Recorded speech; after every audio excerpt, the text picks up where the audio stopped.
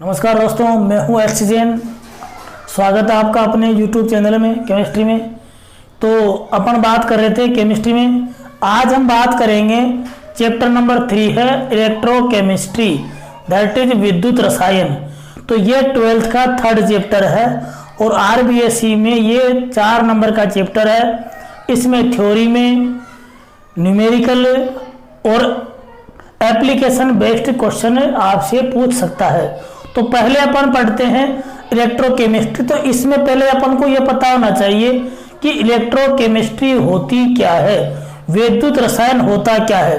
तो ये क्या है कि एक रासायनिक विज्ञान की एक ब्रांच है, केमिस्ट्री की एक ब्रांच है, जिसमें अपन स्वतः प्रवर्तित यानी कि जो अपने आप रिएक्शंस होती है, स्पॉन्टेनियस रिएक्शंस, स्वतः प्रवर्तित रासायनिक अभिक्रियाओं से, यानी कि स्पॉन्टेनियस जो केमिकल रिएक्शंस होती है उनसे हम विद्युत ऊर्जा का उत्पादन करते हैं। यानी कि स्पॉन्टेनियस रिएक्शंस होती है, जो विक्रिया अपने आप होती है, उनसे हम विद्युत ऊर्जा का उत्पादन करते हैं और विद्युत ऊर्जा के वजह से उनको काम में लेने से स्वतः अप्रवर्तित यानी कि नॉन स्पॉन्टेनियस रिएक्शंस का अध्ययन करते हैं, जिसे हम विद्युत रसायन कहते हैं।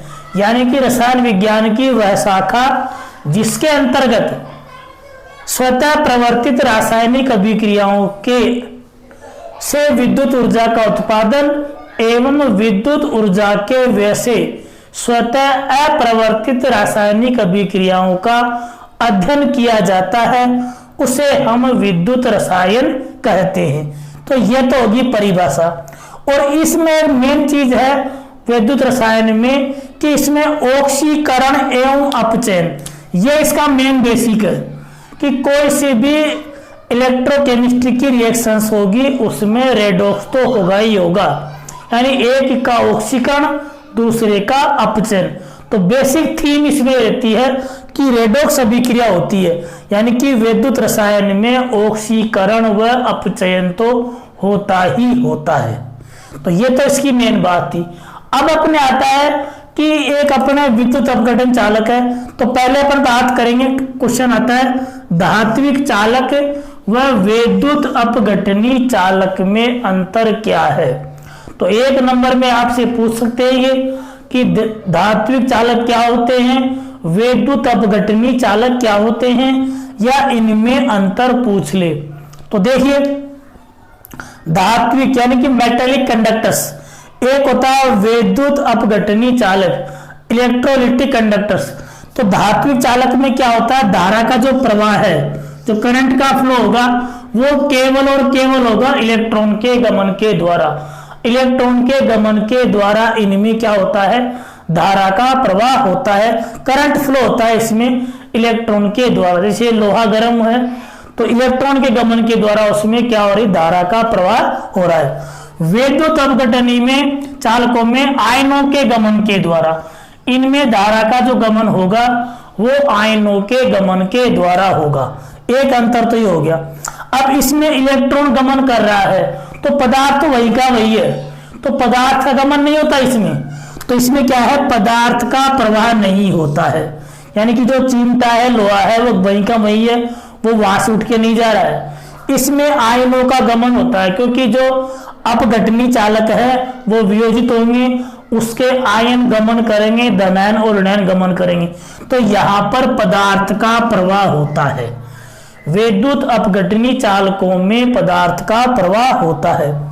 अब इसमें देखो, पदार्थ का प्रवाह हुआ नहीं तो उसमें कोई केमिकल चेंजेस नहीं आएगा, उस धातु की प्रकृति में उसके रासायनिक परिवर्तन नहीं होगा। मतलब ऐसा नहीं है कि वो धातु है वो दूसरे में परिवर्तित हो जाए। तो यहाँ पर क्या है कि उसमें कोई रासायनिक परिवर्तन नहीं होगा। धात्विक चालकों में धारा के प्रवाह के कारण कोई रासायनिक परिवर्तन नहीं होता है। अपघटनी चालकों में क्या होता है कि आयन जो है विपरीत इलेक्ट्रोड की ओर गमन करते हैं, जिससे क्या होता है, इनमें रासायनिक परिवर्तन होता है। जैसे NaCl लिया, जलीय NaCl लिया तो Na+ और Cl-, तो Na पर है प्लस आवेश, तो प्लस आवेश वाला माइनस की ओर, यानी कि वो कैथोड की ओर गमन करेगा। तो आयन गमन कर रहा है, यानी कि वहां से उठ के वहां जा रहा है। तो यहां पर क्या हो रहा है, रासायनिक चेंजेस हो रहे हैं, केमिकल चेंज हो रहे हैं, अर्थात यहां पर रासायनिक परिवर्तन होता है। लास्ट अंतर है ताप का प्रभाव। इंपॉर्टेंट ध्यान रखना ये वाला कि ताप बढ़ाने पर धातुओं की चालकत्व, कंडक्टेंस, ध्यान रखें, कंडक्टेंस चालकत्व वो क्या होती है, घटती है। ये सॉलिड स्टेट में पढ़ा होगा आपने। और फिर देखिए आप, क्योंकि ताप बढ़ाने से क्या है कि कंपन, धातु गर्म होगी तो उसमें एटॉमिक जो वाइब्रेशन होगा, परमाणुीय कंपन होगा, जिससे क्या है प्रतिरोध बढ़ेगा। और आप जानते हो कि प्रतिरोध जो है कंडक्टेंस का इनवर्सली होता है, C inversely proportional to R होता है। धारा जो है चालक के क्या होती है, व्युत्क्रमानुपाती होती है। तो परमाणुीय कंपन बढ़ने से क्या होता है, प्रतिरोध बढ़ेगा, और प्रतिरोध बढ़ेगा तो चालकत्व क्या होगी, घटेगी। और इनमें क्या होता है, ताप बढ़ाने से जो विद्युत अपघटनी चालक है उसमें वियोजन की मात्रा बढ़ेगी, यानी कि वो वियोजित होगा, आयनित होगा। जब आयनित होगा तो वियोजित आयनों की संख्या बढ़ेगी। जितने वियोजित आयन होंगे उतने ही ज्यादा गमन करेंगे, और गमन में क्या है, धारा है, इसलिए इनकी चालकत्व क्या होती है, बढ़ती है। तो ताप बढ़ाने से क्वेश्चन ऐसे बनता है, क्या कारण है कि ताप बढ़ाने से विद्युत अपघटनी चालकों की चालकत्व बढ़ती है। तो हम बोलेंगे कि ताप बढ़ाने से विद्युत अपघटनी चालकों की में वियोजन की मात्रा बढ़ जाती है। वियोजन की मात्रा बढ़ेगी तो वियोजित आयनों की संख्या बढ़ेगी, जिससे उनका गमन बढ़ेगा, फलस्वरूप चालकत्व बढ़ेगी।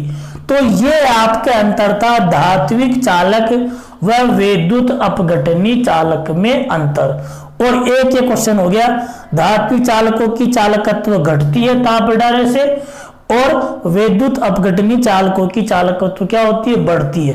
एक क्वेश्चन तो आपसे ये सब पूछ ले, एक डिफरेंस पूछ ले, इन दोनों में आपसे इतना ही पूछेगा।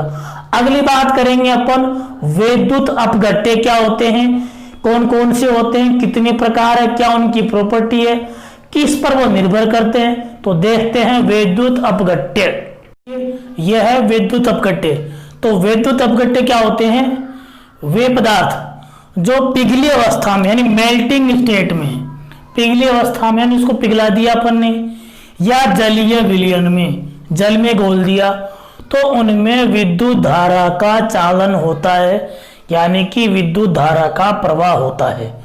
तो उन्हें हम कहते हैं विद्युत अपघट्य, यानी कि इलेक्ट्रोलाइट्स।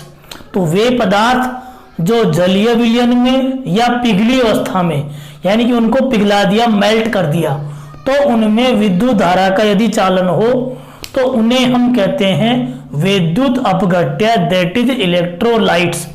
और जिन पदार्थों में विद्युत धारा का चालन नहीं होता है, जिन पदार्थों में विद्युत धारा का चालन नहीं होता है, उन्हें हम विद्युत अनअपघट्य, यानी कि नॉन इलेक्ट्रोलाइट्स कहते हैं। यह तो बात होगी इनकी परिभाषा की। अब बात आ रही है कि विद्युत अपघट्य कौन कौन से होते हैं, इनके प्रकार क्या होते हैं। एक होता है प्रबल विद्युत अपघट्य, यानी कि स्ट्रॉन्ग इलेक्ट्रोलाइट्स। प्रबल विद्युत अपघट्य क्या होते हैं कि ये जल में पूर्णतः वियोजित होते हैं। जल में पूर्णतः वियोजित, जल में घोल दिया तो ये पूर्णतः वियोजित होंगे, अर्थात आयनित होंगे। जब पूर्णतः वियोजित या आयनित हुए, इट मीन्स इनमें धारा का चालन भी क्या होगा, ज्यादा होगा। दुर्बल विद्युत अपघट्य वो जल में पूर्णतः वियोजित नहीं होंगे, या बोल सकते हैं अपूर्ण वियोजित होते हैं। क्या होते हैं ये, अपूर्ण वियोजित। अतः इनमें धारा का चालन भी क्या होगा, कम होगा। फिर आता है कि इसके उदाहरण बात करें प्रबल विद्युत अपघट्य की, तो प्रबल अम्ल जितने भी अकार्बनिक अम्ल होते हैं, HCl, HNO3, H2SO4, ये सब क्या होते हैं, प्रबल अम्ल होते हैं। इसी तरह क्षार धातु या क्षारीय मृदा धातु के हाइड्रोक्साइड, ये क्या होते हैं? प्रबल क्षार होते हैं। NaOH, KOH, MgOH, वोल्टवाइस, कैल्शियम हाइड्रोक्साइड, ये सब क्या होते हैं? प्रबल क्षार। फिर लवण की बात करें तो दोनों प्रबल से, प्रबल अम्ल और प्रबल क्षार से बने लवण, जैसे आपने प्रबल अम्ल लिया HCl, प्रबल क्षार लिया NaOH, तो ये तो वाटर निकल जाएगा, और NaCl, ये NaCl बना है प्रबल अम्ल व प्रबल क्षार से, तो ये भी कहलाएगा प्रबल विद्युत अपघट्य। एक उदाहरण आपका ये हो गया कि NaCl भी क्या है? प्रबल विद्युत अपघट्य। फिर है एक प्रबल ले लो, एक दुर्बल ले लो। प्रबल अम्ल व दुर्बल क्षार से बना लवण, प्रबल अम्ल जैसे HCl लिया आपने, और दुर्बल क्षार अपन ले लेते हैं जैसे NH4OH, तो ये NH4OH, तो ये तो निकल जाएगा वाटर, और ये बन गया आपका NH4Cl। तो ये जो लवण है, प्रबल तो इसमें आ रहा है, अम्ल Cl आ रहा है प्रबल अम्ल से, NH4 आ रहा है दुर्बल से, तो यह प्रबल अम्ल व दुर्बल क्षार से बना लवण है, तो ये भी क्या कहलाएगा? प्रबल विद्युत अपघट्य। इसी तरह प्रबल क्षार ले लें और दुर्बल ले लें अम्ल, तो प्रबल क्षार अपन ने लिया जैसे NaOH लिया अपन ने, ये लिया NaOH, और दुर्बल अम्ल ले लीजिए आप CH3COOH, एसिटिक अम्ल, ये क्षार देगा OH, अम्ल देगा H, तो ये बच जाएगा CH3COONA, तो ये हो जाएगा प्रबल क्षार व दुर्बल अम्ल से बना लवण। तो प्रबल की विशेषता यही है, तो दोनों ही प्रबल हो, अकेला अम्ल है तो प्रबल अम्ल प्रबल अपघट्य है, अकेला क्षार है प्रबल वाला है तो प्रबल अपघट्य होगा। लवण में से देखिए जो उसके आध्ययन और ऋणायन है उनमें से कौन प्रबल से आया है? दोनों आए हैं तो अच्छी बात है, दोनों में से कोई सा भी आया है प्रबल से तो वह प्रबल विद्युत अपघट्य में काउंट होगा। और दुर्बल अम्ल, इसमें बात करें दुर्बल विद्युत अपघट्य, दुर्बल अम्ल जितने भी कार्बनिक अम्ल होते हैं, ऑर्गेनिक एसिड्स, एसिटिक एसिड है, फिनोल है, एल्कोहल है, ये सब दुर्बल अम्ल में आते हैं। दुर्बल क्षार NH4OH, ये दुर्बल क्षार है। इसी तरह दुर्बल अम्ल व दुर्बल क्षार से बने लवण, ये भी क्या होते हैं? दुर्बल विद्युत अपघट्य होते हैं। तो ये बात हो गई आपकी प्रबल व दुर्बल विद्युत अपघट्य क्या होते हैं, प्रबल अपघट्य कौन से हैं, दुर्बल कौन से हैं, ये इनके प्रकार के बारे में पढ़ लिया। अपन अब बात करेंगे विद्युत अपघट्य की चालकत्व को प्रभावित करने वाले कारक। तो ये अपघट्य पढ़े हैं अपन ने, विद्युत अपघट्य पढ़े हैं, इनकी चालकत्व को कौन कौन से कारक जो है प्रभावित करेंगे कि उनसे उनकी चालकत्व घटती है, बढ़ती है, क्या फैक्टर होते हैं। तो अगला टॉपिक देखिए, विद्युत अपघट्य की चालकत्व को प्रभावित करने वाले कारक। विद्युत अपघट्य की चालकत्व को कौन कौन से कारक प्रभावित करते हैं। तो अपना टॉपिक ये रहा है विद्युत अपघट्य की चालकत्व को प्रभावित करने वाले कारक, factor affecting conductance of electrolytes, विद्युत अपघट्य की चालकत्व को प्रभावित करने वाले कारक। तो पहला पॉइंट है अंतर आयनी आकर्षण। देखो इसमें क्या है, एक अपन ने लिया विद्युत अपघट्य और एक लिया अपन ने विलायक। तो देखिए कि यह विद्युत अपघट्य अपना है, विद्युत अपघट्य और एक है विलायक।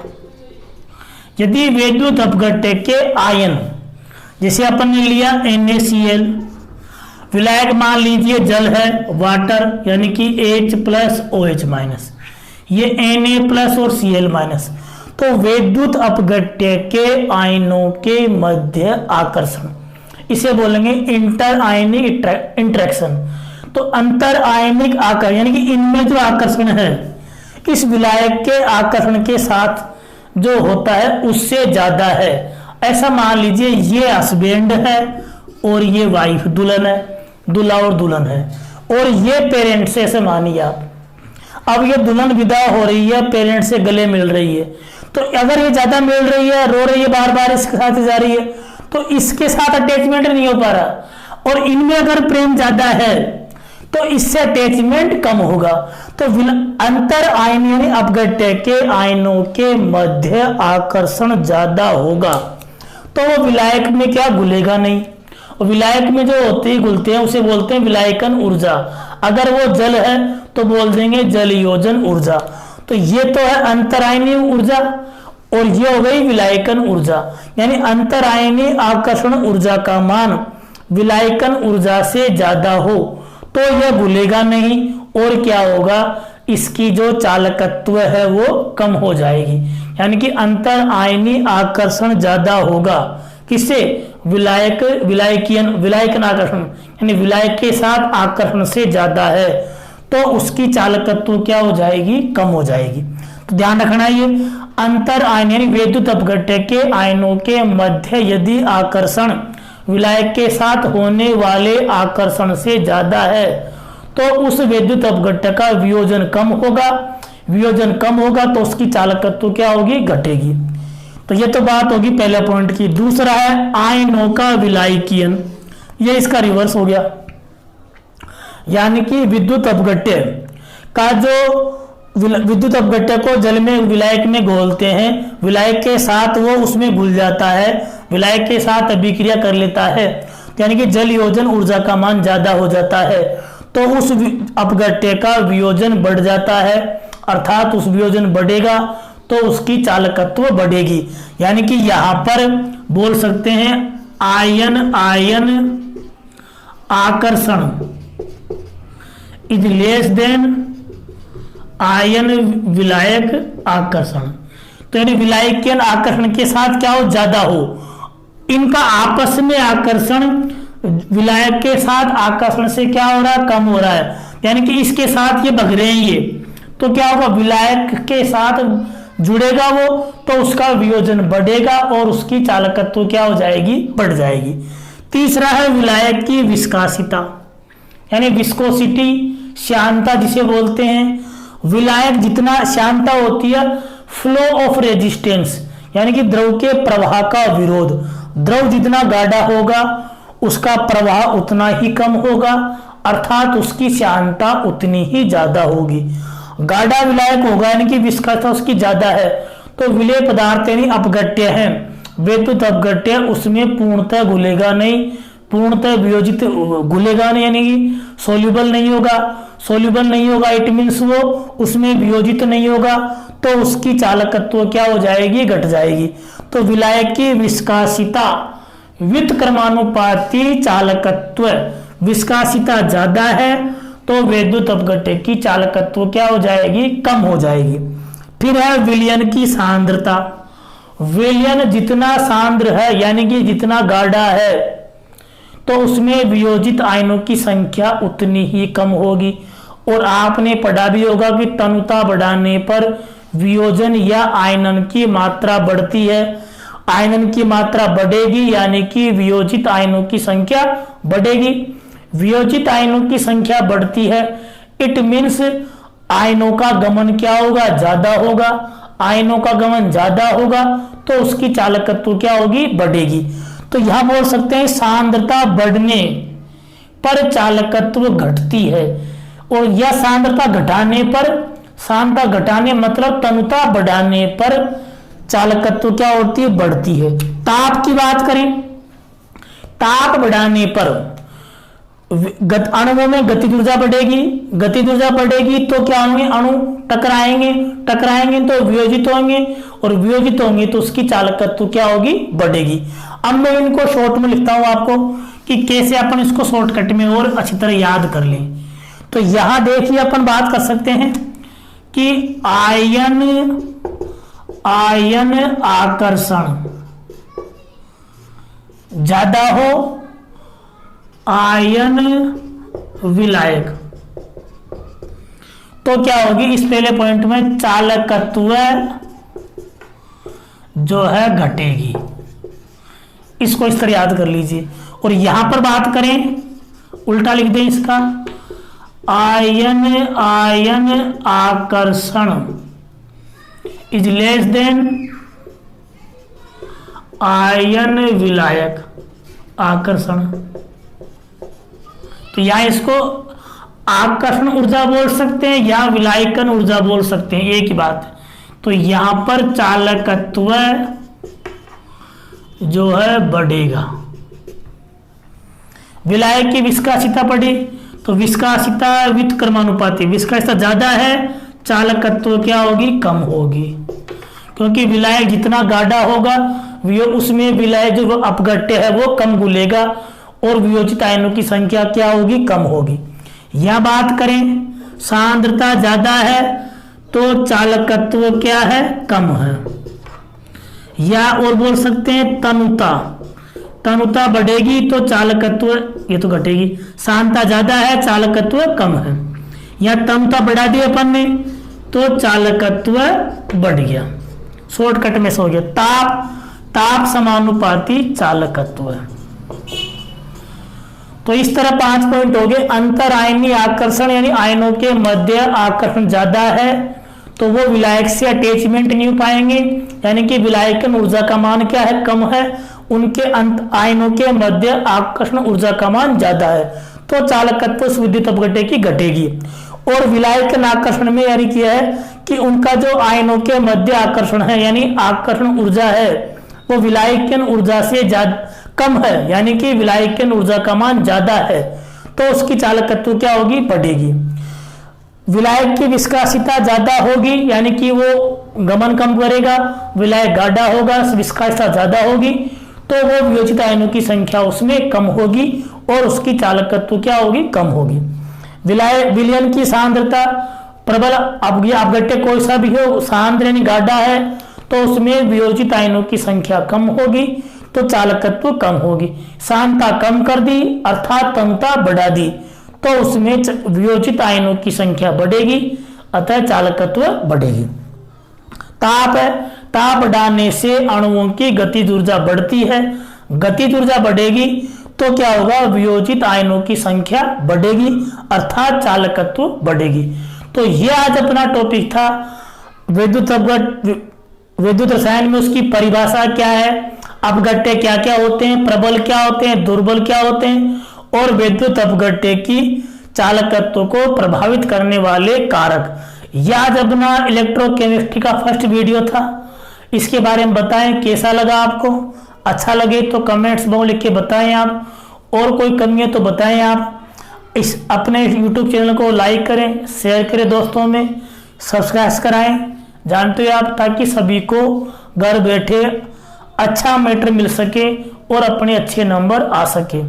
नेक्स्ट वीडियो में अपन इसके आगे का पोर्शन पढ़ेंगे, इंपॉर्टेंट है, विद्युत अपघटनी के नियम यानी कि फेराडे के नियम के बारे में स्टडी करेंगे। इंपॉर्टेंट टॉपिक है जो आपके बोर्ड एग्जाम प्लस कंपटीशन दोनों में ही पूछता है। ओके विद्यार्थियों, thank you very much and best of luck for your future.